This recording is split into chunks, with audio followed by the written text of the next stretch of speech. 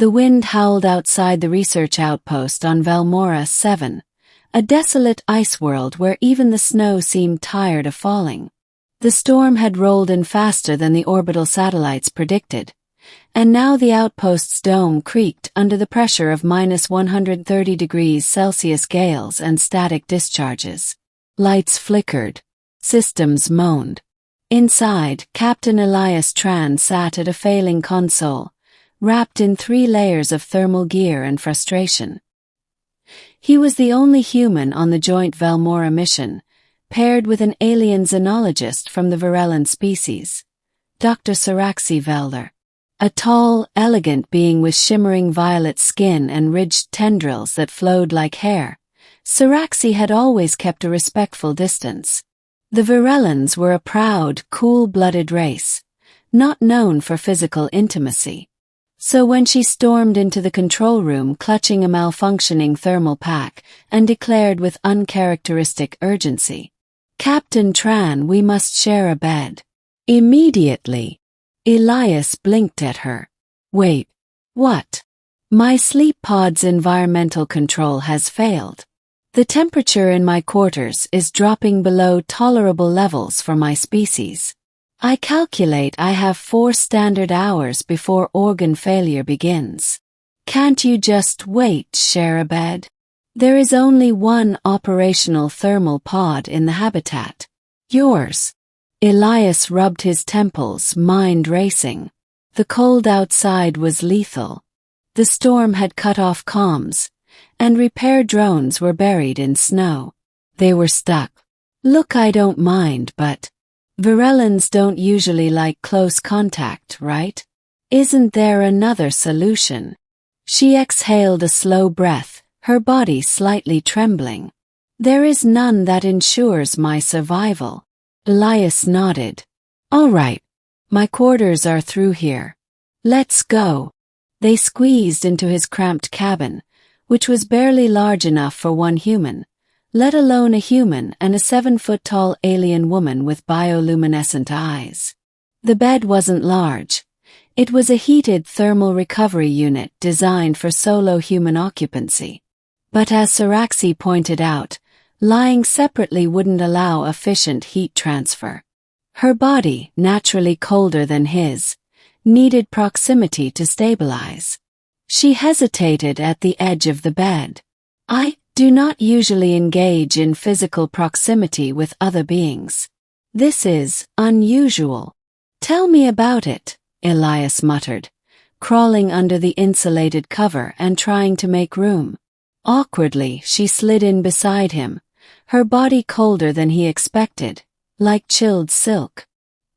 He flinched slightly but didn't pull away. He could feel her tremble.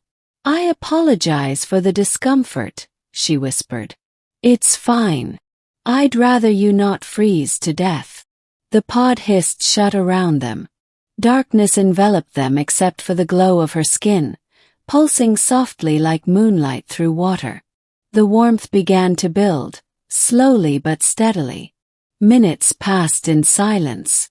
Then she spoke. "Do humans often lie this close to one another when not mating?" Elias nearly choked. "No. I mean, not usually. This isn't a normal situation." "Ah. I thought perhaps this was a bonding ritual." "Well, not unless we're dating." There was a pause. "Do you find me attractive?" she asked.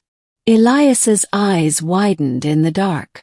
"That's a complicated question." She tilted her head. "I ask because your body temperature increased slightly just now." He groaned. "That's not fair. You're literally monitoring my vitals. I am a scientist. I observe." Silence again. Her breathing slowed, and he could feel her muscles relax slightly. "You saved my life," she said quietly. "Your warmth is keeping me alive. I'm just doing what anyone would do."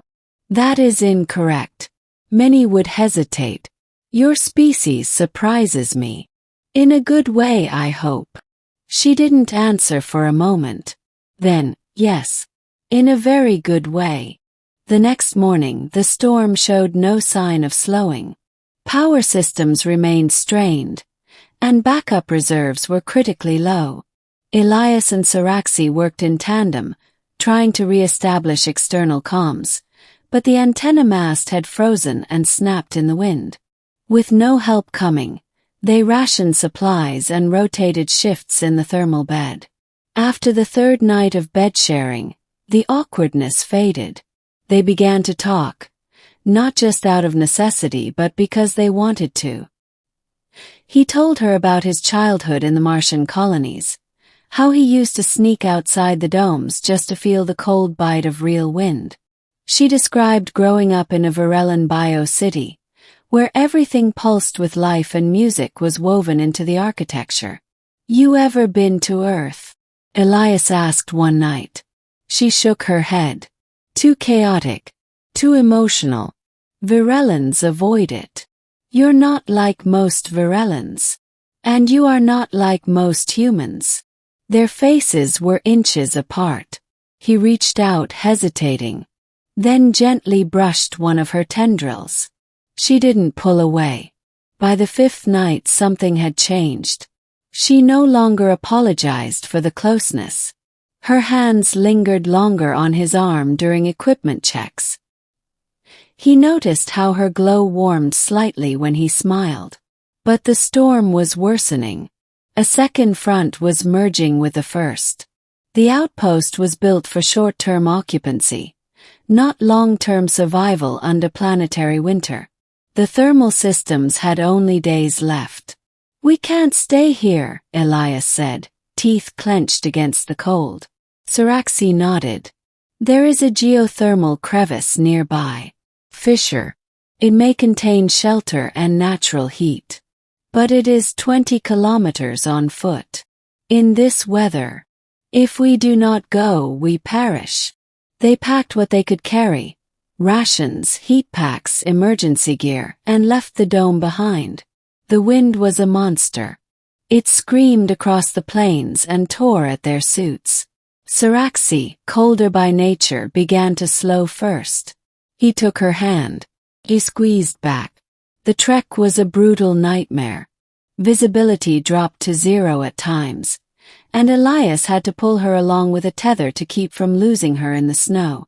Twice she collapsed, her body shivering uncontrollably. "You can't give up," he shouted over the wind. "We're almost there." She looked up, eyes dim. "I trust you." It was the first time she said it aloud. Hours later, they stumbled into the crevice, a narrow cave opening sealed from the storm. Inside, geothermal vents hissed gently, and warmth wrapped around them like a blanket. Elias collapsed, dragging Siraxi beside him. "We made it," he whispered. She was silent, but her hand reached for his. Held it tightly. Days passed in the cave. They survived on ration packs and melted snow, using heat vents to keep warm. Their bond deepened, no longer just survival companions but something more. One evening, she pressed her forehead to his, a Varellan sign of affection. "I never understood humans," she said.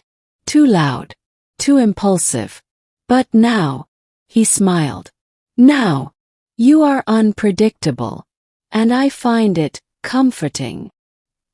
He leaned forward, their breath mingling in the cave's warm air. "I think I'm falling for you, Siraxi." Her glow brightened. "Then fall," she said softly, "and I will catch you." Weeks later, a rescue team arrived after detecting a faint emergency signal Elias had managed to patch through an old survey drone. They were shocked to find a human and a Varellan not only alive, but together, wrapped in a shared thermal blanket, holding hands like they had always belonged like that. On the trip back to orbit, Siraxi rested her head on his shoulder. "Will they question us?" "Probably," Elias replied. "A lot." "Will you stay close?" "Always." She smiled. "Even if I say again, we must share one bed." He laughed. "Especially then."